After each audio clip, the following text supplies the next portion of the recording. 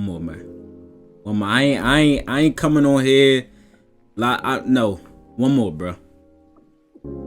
We have been hurt before. So we have been hurt before. Okay? And they almost hurt the shit out of us just now. Like, they do this so much where it's like you're so happy throughout the game. They give you every reason to cheer and be a good fan, and then they do stuff like this at the end of the game. Like, I'm cool. They won the game, but one more. I told y'all in the last post game thing. I said, sometimes I take a lot of notes every game, right? I got quarter 1, quarter 2, quarter 3, quarter 4. Got a lot of notes. Got some extra stuff that's in there too. And there's some games where you just throw the notes away, bro. There was no notes for the fourth quarter. I'm not taking any notes in the fourth quarter because of what they just did. But also what they just did is win up 3-0 in the final. So yo, what's up, family? Before we start the video, please leave a like, subscribe, and share it in everyone you can. Just get out there a little bit more. Let's get right to it, man. This is, as you know, the Mavericks, of course, are down 2-0. They're on their home court. They're going to start off high. I think they got up by like 10 points. I think it was like 13-3 or something like that. I'm not completely sure if it was 10, but I know that the Mavericks got up early in this game, just like they did in game 2. And everybody knows and expects the Dallas Mavericks to come out with some fight because they literally cannot lose this game. I know I just told y'all sometimes you gotta throw the notes out, but for the first 2 quarters, I had notes, right? So the first thing I said was Dallas getting and scoring in the paint at will. They just scored in the paint whenever they wanted in that first quarter. We were missing Kristaps Porzingis, his rim protection, his size. And the thing that the Mavericks didn't do as much in this game that they did in the first 2 games was they stopped running those pick and rolls with PJ, Kleber, Derrick Jones Jr., and Josh Green. What they did, they would space those guys out because in the previous series, right, PJ and Derrick Jones Jr. were primarily corner sitters. That's why the corner threes were such a big part of their offense. They had the lob dunks because if PJ and Derrick Jones Jr. are hitting about 45% of their corner threes, at some point, the person that's guarding the corners are going to stay home, and that lob to Lively and Gafford is wide open. But the Celtics did a nice job preventing that in game 2, and I thought the Mavs just did a nice job and that it was a nice adjustment, like not putting them in too many pick and rolls because it was playing right into the Celtics' hands because if they set a screen and they're rolling into Lively, who's already there, right? So it's going to be Doncic trying to get into the paint. It's going to be PJ, Kleber, or whoever rolling, and Lively sitting right beside them. And if they pop, they're popping out to the top of the key or the wing where they don't shoot threes as well as the corners. And the Celtics were just leaving them wide open and just putting 2 on Luka or Kyrie or whoever was on the pick and roll. So I thought that was a nice adjustment by the Dallas Mavericks. And of course, you had Tatum scoring. He came out really aggressive in this game.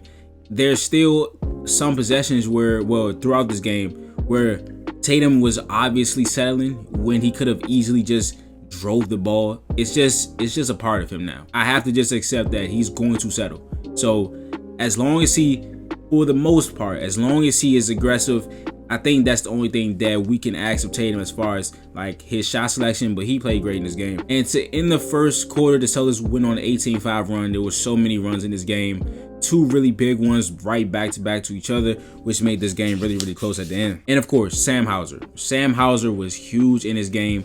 His defense when he came into the game, he hit 2 threes. He got a wide open corner one to start this game, and he was huge in this game. I think it was 3 for 3. I'm not sure if he shot another one, but Sam Hauser either way had a great game. We needed his contributions in this game. Like, it's such a boost when Sam Hauser is hitting threes. All right, in the second quarter, I got good pressure defense. There was a couple of possessions when he came into the game where he had a stop on Kyrie and a stop on Luka. Same thing with Xavier Tillman, right? Like, again, it's been such a conversation of who should the Celtics play? Should it be Xavier Tillman? Should it be Luke? Or should it just be Tatum or Drew at the 5? I said I would not mind a couple Tillman minutes because he's already shown that against the Mavericks, he can play against these guys. Now, the Pacers, he played against the Pacers, and the Pacers are a much faster team. So if he can play against the Pacers, I believe his game is more suited for a series like the Dallas Mavericks, even though it was in the regular season. He was the first player off the bench, and his offense, the way that he spaces, is not the best. Our offensive spacing 100% takes a hit when Tillman is in the game. but what he's able to do defensively, he is the best switching big on our team. I don't want to say it in the league yet, but he's definitely top 5. And he has this unicorn-like ability given his size and the quickness of his feet. A guy built like that should not have that nimble of feet and should not be that quick laterally. And he just knows positioning well. He got a stop on Luka Doncic, and right after that, Kyrie danced on him, and he didn't go anywhere. I haven't checked, but he might have had like 2 blocks. I know he had one for sure. And then he also hit a corner 3. If Tillman can hit 1 to 2 corner 3s a game, I need him this summer. We re-sign him for a little bit of money. Get on that Grant Williams shooting program. Y'all remember where Grant was not a good shooter. He had a summer where he lost about 15 pounds and he became like a 38% 3-point shooter. I need Tillman on that shooting program right now. And something in the second quarter I didn't like was how passive Jaylen Brown was. He was not aggressive in this game. I don't know how many threes he took, but there was a lot of those like, oh, his head's not up, I'm gonna shoot it. No, be you, go attack. And of course he changed that around in the third quarter. Oh, Tatum's whistle, like I'm gonna talk about the officials, but Tatum's whistle is just insane. And the second quarter made me write that down, so it had to be something that was egregious. And yeah, it was just crazy. So yeah, I don't have any notes for the third quarter. The third quarter, what happened was Jaylen Brown happened. We started moving the ball. Jaylen came right out the first possession of the second half, went into the paint, pump fake at the free throw line, mid-range jumper, easy. Then he came back, and then he came back. He did it again. And then the Celtics, I think they started, 6 for 6 in the third quarter? Like, they moved the ball. They did everything. They got a couple stops. And they got up 21 points. A dub one, bruh. 21 bang bang. And what do you start doing? You immediately get complacent. As soon as Jason Kidd called that timeout, you got complacent. Offense started to stagnate. And I do agree that the Mavericks started playing better. They started playing harder defense. They were sticking on the guys. I do agree that, bro. But I can damn sure tell you that the offensive movement wasn't the same. I can tell you that the stagnation was worse. I can tell you that they weren't running the same things that got them that lead, and they weren't playing the same way. So if you dip your play and the opponent ups their play, that's how runs happen. I hate that they do that. Like, I was such a huge fan in the third quarter. I'm like 3, and you know what? That's why I'm not celebrating now, because it's my fault. I start celebrating in the third quarter, and that's what happens. Don't tell me congratulations. Don't say nothing to me congratulatory until we win 4. I don't want to hear nothing until it's 4. If it says the Celtics win 4, don't say nothing to me. And then down the stretch, Luka fouls out, of course. He should have been fouled out. He had 8 fouls. I'll talk about that now. This was probably one of the worst officiated games I've seen. And it's not ticky-tack fouls either, right? There was a play in the fourth quarter where Luka, I think it was a loose ball, and Luka dead-ass tackled Jaylen Brown. They didn't call anything. That should have been his 5th.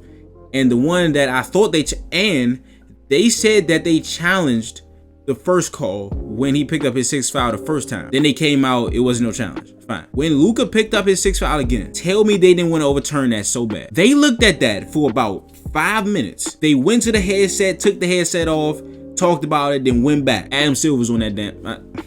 Never mind. I'm joking, but I kind of mean it type shit. Like, dog. There was so many calls where Tatum is getting hit at the rim.